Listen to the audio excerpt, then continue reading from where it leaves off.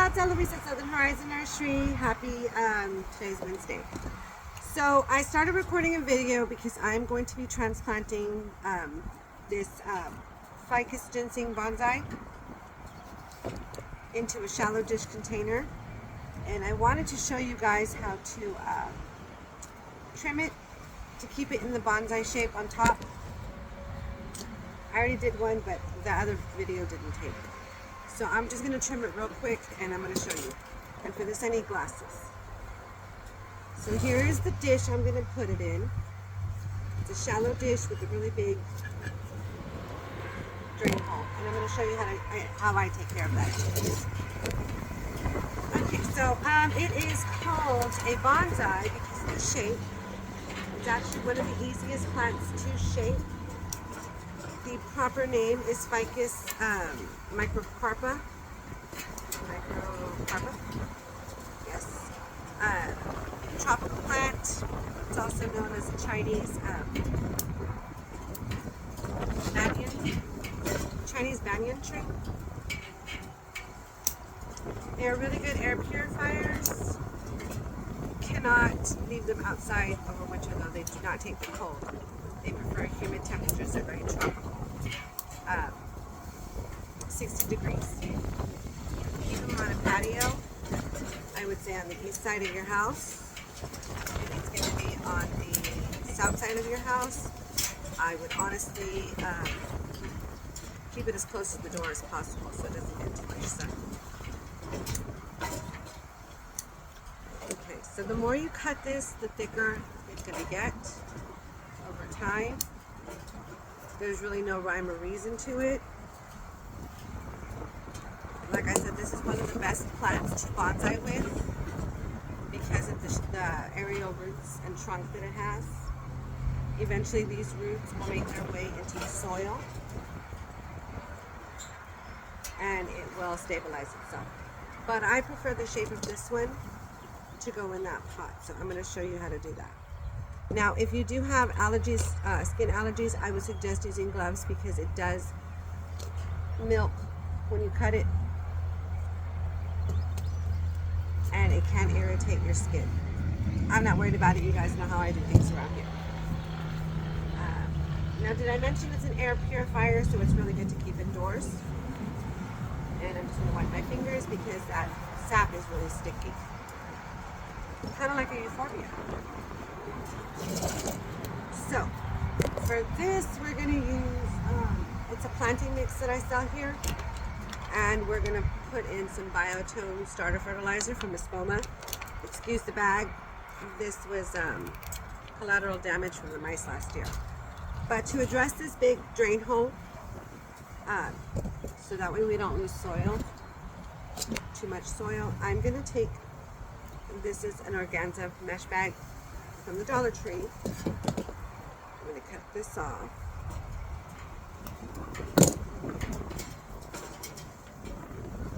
If it wants to come off.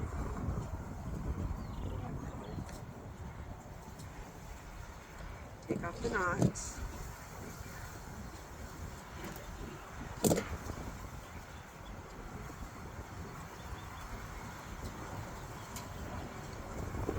Oh, it's double wrapped.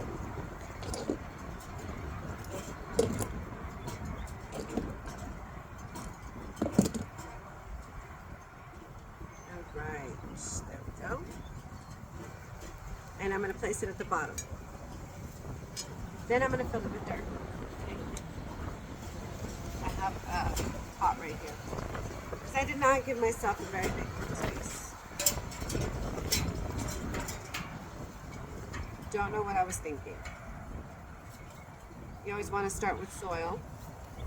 Now just to be able to, so I don't have to disturb the root system too much. It's got a pretty good root system on it. It's not too tight. I'm going to pull it apart a little bit.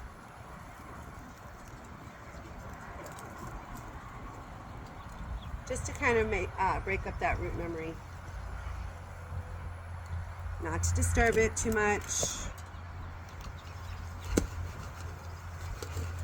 I'm pushing this down into the center of the new pot. because I want it to sit a little bit lower, but I don't want it to be in the hole. And I don't want to grab this with my hands. So I'm just going to take advantage of the hole. Oops. So just about that much. Now I'm going to leave this pot in here real quick, and then I'm going to fill up the rest. Hang on.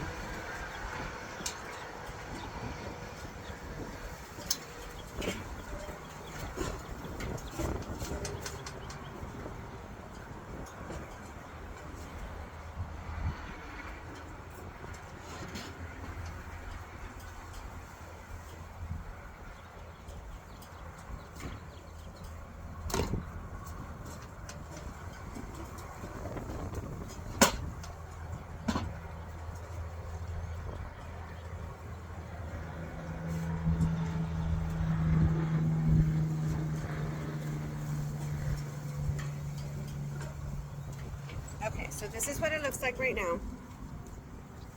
And I'm going to push it down to compact it because we want it to be compacted. We don't want to leave air pockets. What else was I going to tell you about this plant? I think that's pretty much all I have to say about it. It does make a good indoor plant, and they say it is lucky, especially if it's received as a gift. So, let's see. Take out this pot, and this is what we're left with. Hopefully you can see that okay. The sun keeps coming out and going away, coming out and going away. So. And then we're just going to pop that guy in. Now that is sitting a little bit too high for me. So I'm going to take it back out. I'm going to get my tray. And I'm going to break off some of this soil. So to do that, we just pull it. So we just pull it apart.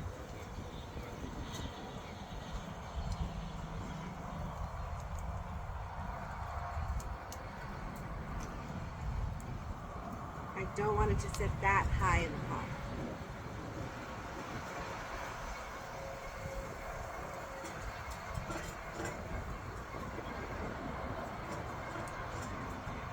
Hopefully everybody's ready for summer. I know spring has been weird, but summers down here in South Texas are ridiculously hot. And even though I know that, I'm still waiting for summer.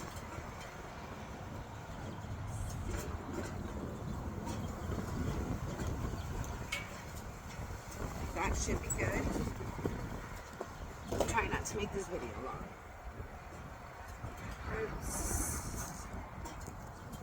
There we go.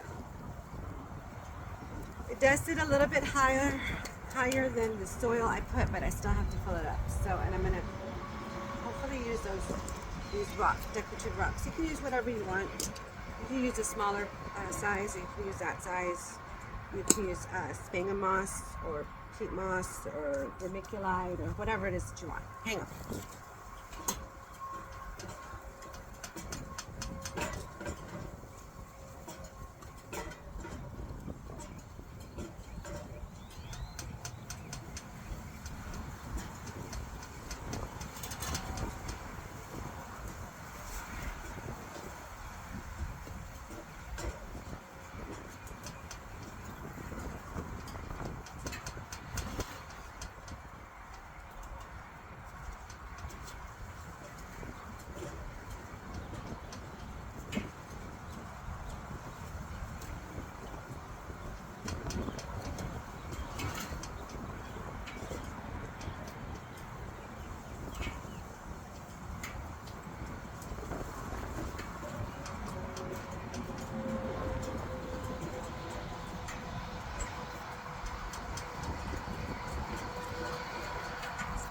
And there we go. So I just need to flatten this. It's already nice and secure in there. And I don't think I'm gonna have enough rocks for this. A different color would have been better. Maybe I'll wait. Let me see, hang on. I'm going to use some vermiculite just for right now. It's got a good color on it.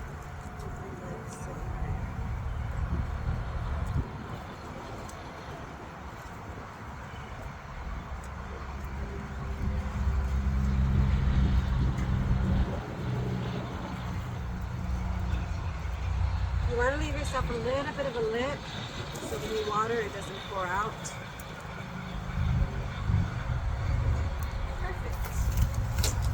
I like that better.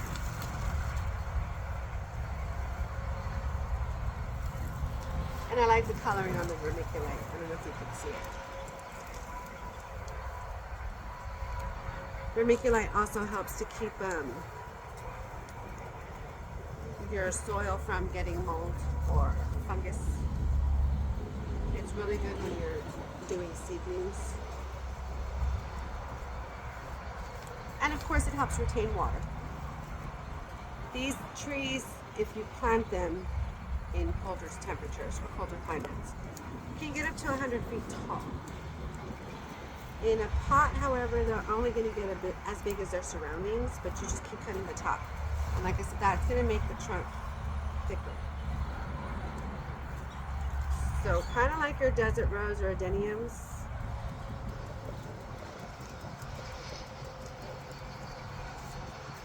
Now because vermiculite is really, it's not heavy. It can fly away and it's windy out here. So I'm going to mist this down in a little bit. But I should have filled up my mister before I did. I don't know if you can see it flying.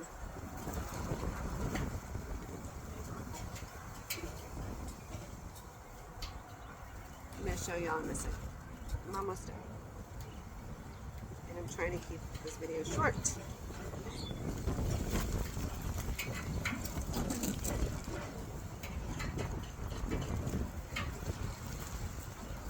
Oops, there's another tear.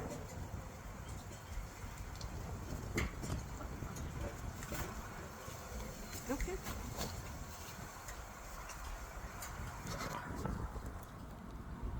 So that's what she looks like. Let me turn on the camera on. All done. This is the soil I used. I don't use anything fancy most of the time. So I'm going to continue on around here and find other things to put in nice pots and upsize things like these plumerias behind me that I just got in, or these pots here. I sprayed this with insecticidal soap just as a preventative and it bleached it. Those are baby Pride of Barbados that I'm going to up-pot.